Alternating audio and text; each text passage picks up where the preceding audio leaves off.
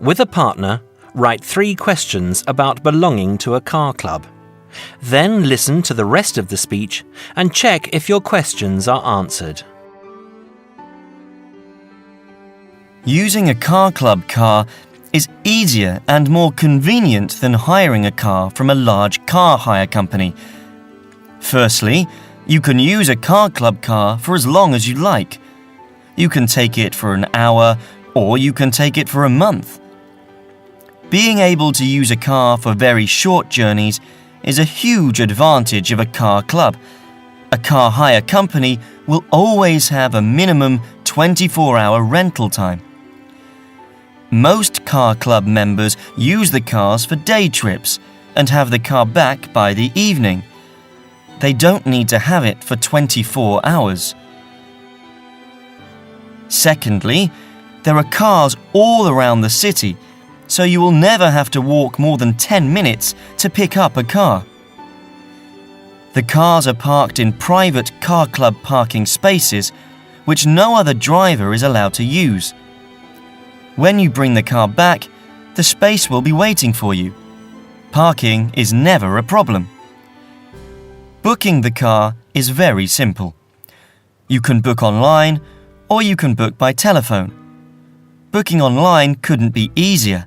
You simply go onto the car club site and follow the instructions to make your booking. If the car you want is free, you can pick it up 5 minutes later. If another member is using the car you want, there will be another car nearby that you can use instead. If you want to book a car a month or 2 in advance, that is also possible. When you are in the car, you can extend your booking time if you need the car for longer. When you get to the car, you open it with your car club membership card. Key in your identification number and then use the car keys, which you will find in the glove compartment. So, how much does it all cost? Car club membership costs £60 a year. You then pay an hourly rate of between £2.50 and £3 to use the car. The cars with a bigger engine are a little more expensive than the smaller cars. You then have to pay 15p a mile for petrol. Each month, your bill shows exactly what you have been charged for. If you need to fill the car with petrol at any time, you use the car club debit card, which you will find in the car. As I said before, it is all very reasonable. You would have to use a car club car very often for it to cost anything like it costs to keep your own car on the road. Now, with me, I have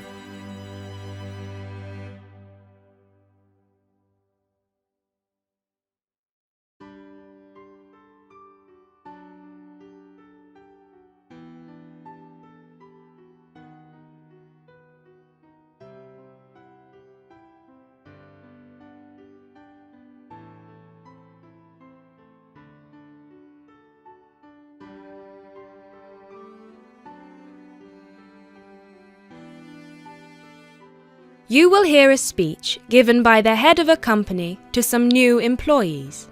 You have 30 seconds to look at questions 11 to 16.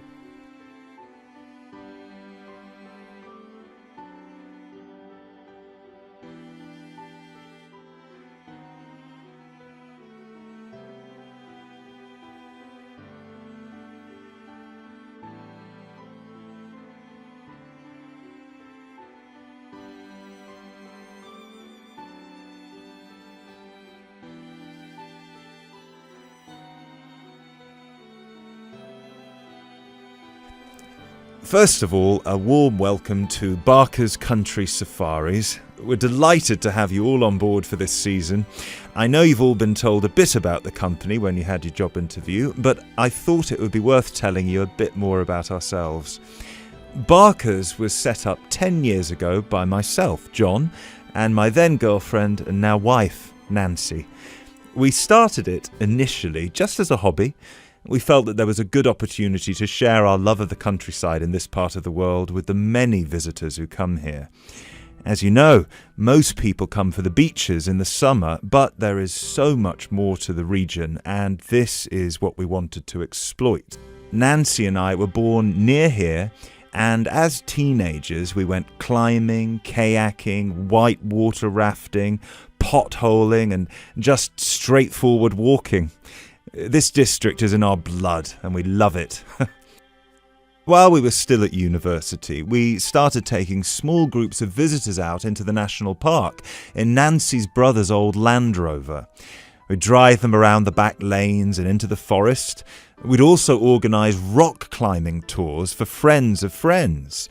Then, each year, without us having to advertise, people came back to us to ask for more excursions and trips. So, 5 years ago, we gave up our other jobs to focus full-time on Barker's Country Safaris.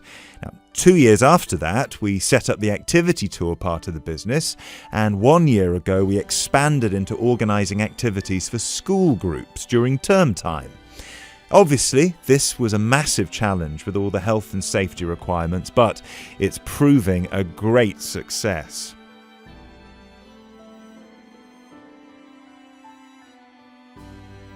You now have 30 seconds to look at questions 17 to 20.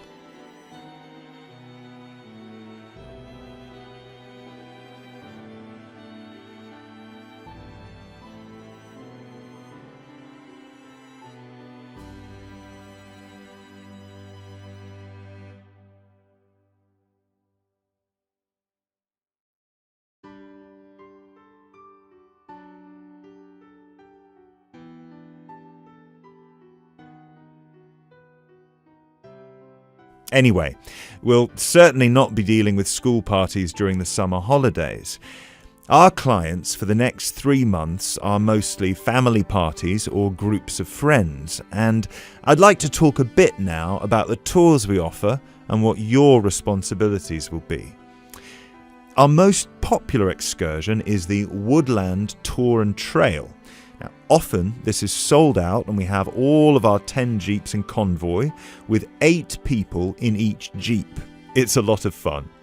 These tours really offer a taster of what we can provide, so as both driver and guide, it is important that you do a good job here so they come back for the bigger tours. I will talk about the commission package later. As the summer days are so long, we have 3 tours each day, but you will not be expected to work on more than 2 of them. Morning tours start at 8 a.m. and go to midday. Afternoon tours are from 2 p.m. to 6 p.m. and then evening ones 7 p.m. to 11 p.m. All the tours follow the same route, and you should have made yourselves familiar with all the key information. This was provided to you in the information pack you were sent when you accepted the job offer. This is important, so if you haven't had time yet, please do so now. Our second most popular tour is the Family Exclusive. Now, this tour is for the whole day and for only 1 group. Usually it is just 1 jeep, but sometimes there are 2 if the party is large. These tours go from 10 a.m. till 5 p.m. and include lunch at the Brown Bear in Lower Middleton. We have a number of different routes for these tours, as we don't want our premium clients being made to feel that they are part of a large package deal. You will be told which route to take with your weekly schedule. Now, I'd like to move on to these specialty tour packages. These are the ones that we're keen to book people on once they've done the Woodland Tour and Trail trip.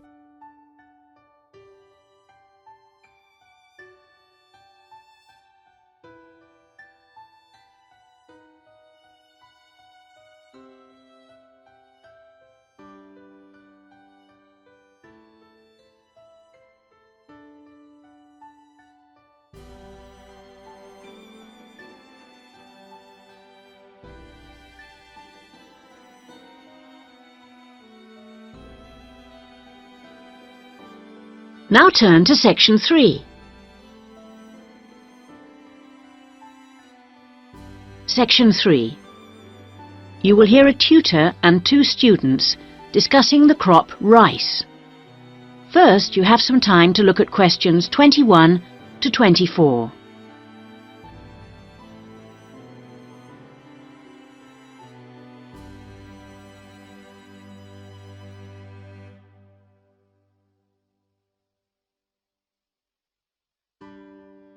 Now listen carefully and answer questions 21 to 24. Good morning, everyone. So, following on from our tutorial on European agriculture last week, Daisy and Eric are going to talk about the most commonly grown crop in Asia, which is, of course, rice. Eric, can you tell us what you've been working on? Yes, sure. We've been looking at the role of rice in a number of countries, how it's grown, ways of increasing production. As I'm sure you know, rice is the staple diet throughout Asia and, in fact, 90% of the world's rice is grown and eaten there. Daisy's got some background on that. Well, rice was originally a wild plant which started out in the tropical regions of Asia. But there are literally hundreds of varieties today, and each with different qualities. For instance, one will survive floods, while another will grow in relatively dry conditions. A third has a really lovely smell. But wherever it grows, rice needs a lot of water. What do you mean by a lot? Well, it takes about 5,000 litres to get a kilogram of rice. This can be supplied either naturally or by irrigation. And as most rice-growing countries suffer from unpredictable weather, including drought, water management really is the key. Research has become so important now that each rice-growing country in Asia has its own research institute. Whether we're talking about Japan, China or Bangladesh, and they're all coordinated by a group in the Philippines called the International Rice Research Institute. Interesting. Bangladesh, for instance, has been successfully using different rice varieties and fertilizers for 30 years. But because it's such a flat delta country, it's very difficult for the water to drain away after the monsoon season, so they need to find special rice crops that can survive the floods. And with global warming, the situation is more urgent than ever. Before you hear the rest of the discussion, you have some time to look at questions 25 to 30.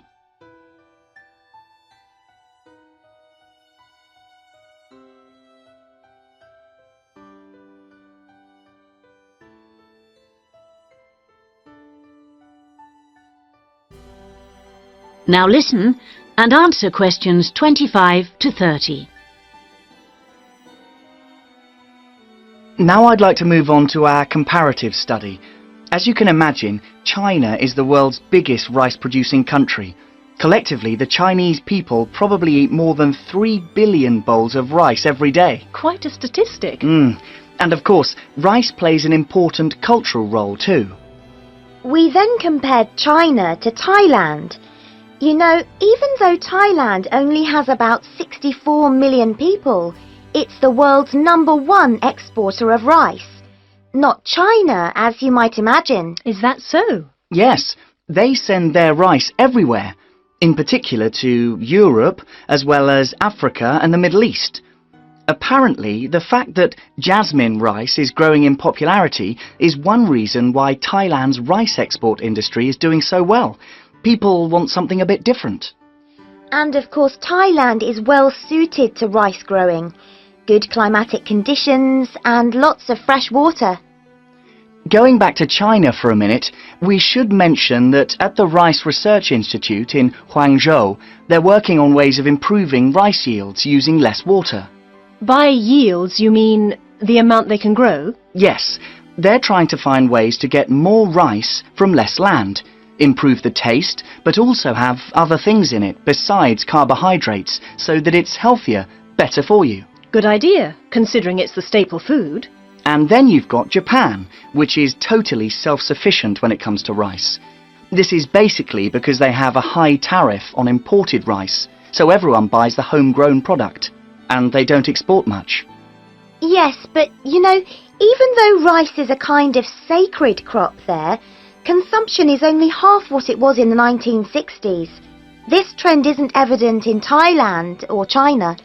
Interesting that you mentioned how rice is almost sacred in Japan, because I believe in Thailand it also plays an important cultural role. Absolutely.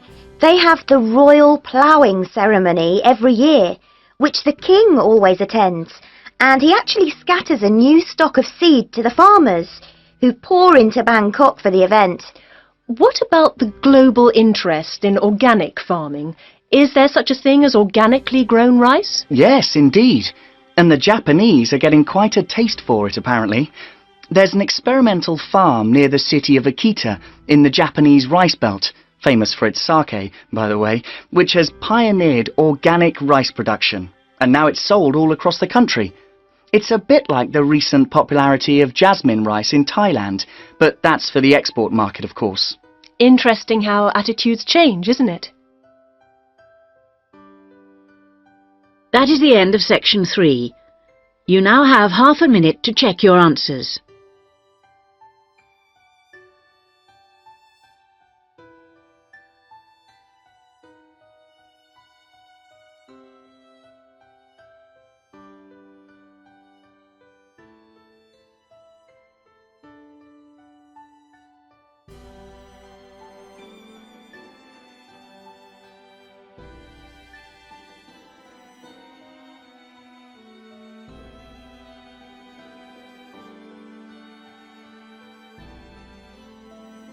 Now turn to Section 4. Section 4. You are going to hear a talk given by Jim Allen. He is going to share some of his findings of his research. Now you have some time to look at questions 31 to 40.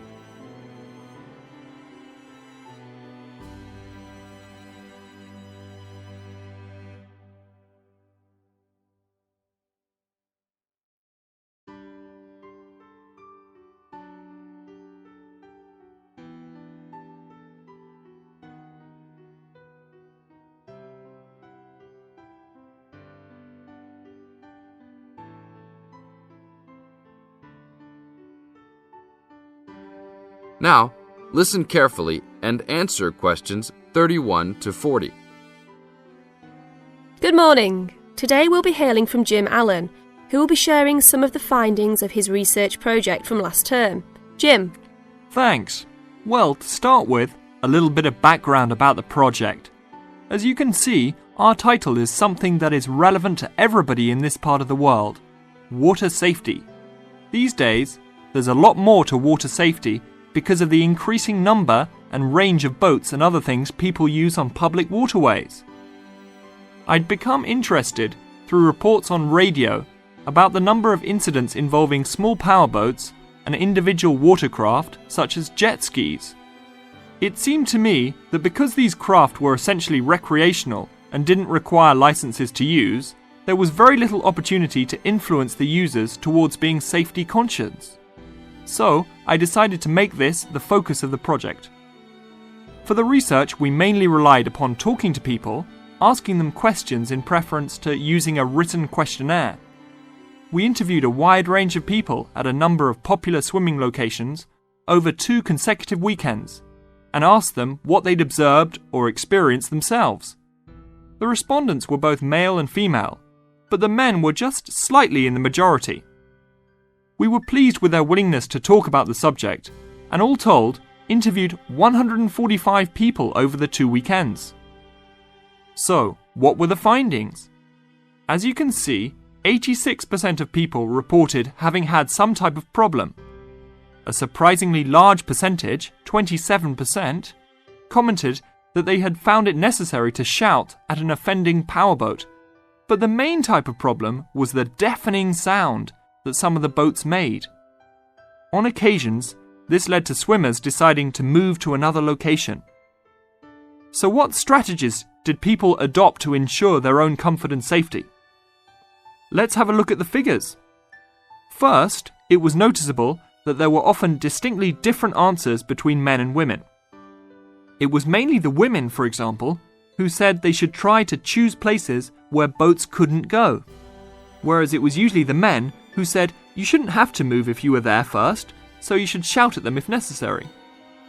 Both men and, it was women who said you should call the authorities if the situation gets too dangerous or the powerboat drivers are acting irresponsibly.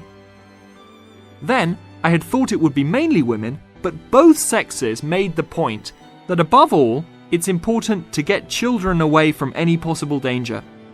Men were very aware that jet skis could be unpredictable in inexperienced hands.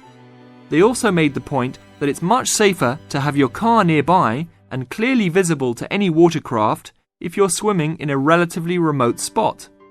Finally, wearing visible clothing, men didn't think it was quite as important as women, but both gave it a high safety rating.